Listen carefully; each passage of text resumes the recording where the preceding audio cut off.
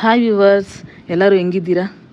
Okay, Pratap ಅವರು ಅವರ ಮುಗ್ಧತೆಯನ್ನು ಅವರು ನಗುವಿನಲ್ಲಿ ತೋರಿಸ್ತಾ ಇದ್ದಾರೆ. ಗಿಚ್ಚಿಗಿಲಿಗಿಲಿನಲ್ಲಿ ಪ್ರತಿಯೊಬ್ಬರಿಗೂ ಅವ್ರದ್ದೇ ಆದ ವ್ಯಕ್ತಿತ್ವವನ್ನು ಗುರುತಿಸಲು ಏನೋ ಒಂಥರ ಅವ್ರ ನಟನೆ ಮುಖಾಂತರ ತಿಳಿಪಡಿಸ್ಬೋದು ಅಂತಹರಲ್ಲಿ ಪ್ರತಾಪ್ ಅವರು ಅವ್ರ ನಗು ಇದೆಯಲ್ಲ, ಮುಗ್ಧತೆ ನಗು ಅಂತಂದರೆ ಎಲ್ಲರೂ ಏನೋ ಒಂಥರ ನಗ್ತಾ ಇದ್ದಾರೆ ಅಂತ ಅಂದ್ಕೊಳ್ತಾರೆ. ಅದು ಆ ವಿಷಯ ಅಲ್ಲ, ಅವರ ಮುಗ್ಧತೆಯನ್ನು ಎತ್ತು ತೋರಿಸ್ತಾ ಇದೆ.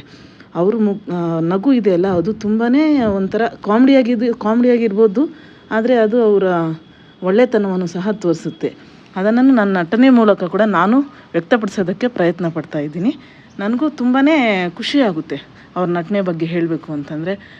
ಗಿಚ್ಚಿಗಿಲಿಗಿನಲ್ಲಿ ಅವರ ನಟನೆ ಕೂಡ ತುಂಬ ಚೆನ್ನಾಗಿದೆ.